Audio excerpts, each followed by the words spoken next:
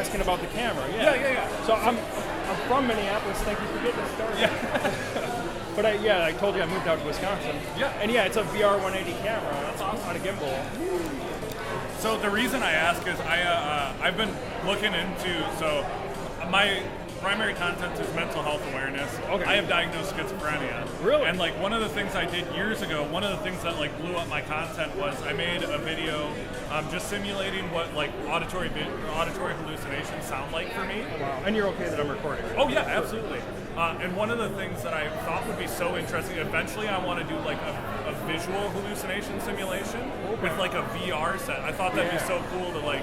They've got an ayahuasca simulator. Do they really? Yeah. Oh wow. And it would probably be something similar to that, where like you would be able to do VR, but also like experience like what it's like to go through visual hallucinations. Exactly. I'm VR Ray of Minneapolis, but I keep thinking I want to have a channel name called What It's Like VR, because that phrase just comes up so often. Yeah. And it's like I could show people what it's like to go places, and I could show people what it's like to talk to people. Yeah. Or I could do like product reviews, what it's like to even have this product. Yeah. And even like if you went to like specifically, I just think mental health space because that's where I am. But I know people have done like, what it's like to have schizophrenia, or OCD is one I hear a lot. People want to know what it's actually like, not just like what it's portrayed as, but what it's actually like. Back in the day, they tried to do an autism simulator in VR, and it just didn't. Well, and that's the thing. I think it has to be done right, and it, like in collaboration with people who struggle. So like, I've seen schizophrenia simulations that have been done, but they don't consult with anyone who has schizophrenia. Yeah. They go based off of what psychiatrists know about the illness. Like it was a good idea, but it's just kind of a money grab. Exactly. They get the funding and then lose the project. Yeah.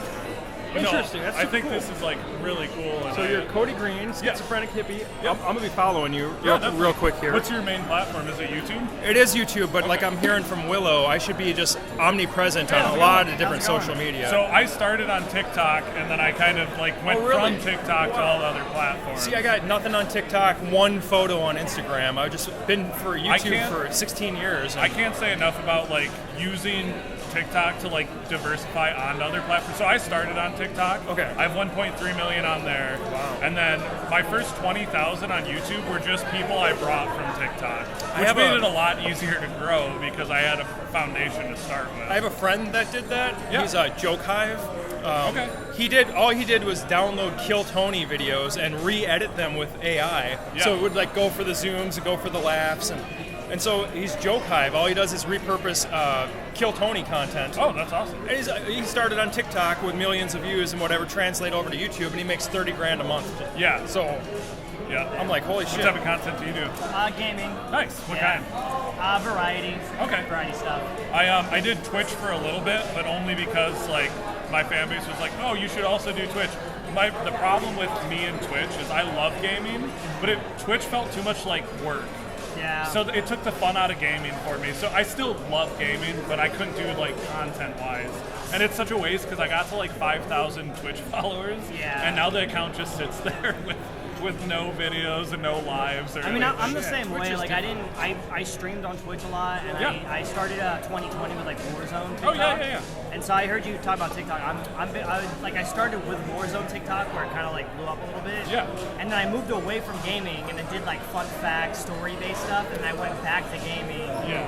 Kind of just pivoted back. So that's awesome. I'm the same way. More of like an integration between like real life and gaming. I love that. Yeah. You got to try a bunch of different stuff. And, what are your favorite games to do? So what I do is like I visited every country in Europe in video games. A series I did, visiting every state in the United States in video games. Oh, cool! Wow, yeah, that's really cool. So that's like the series. That's unique. I like that. Yeah, that's so super like cool. since I'm bigger on TikTok, like I did a series on TikTok and then put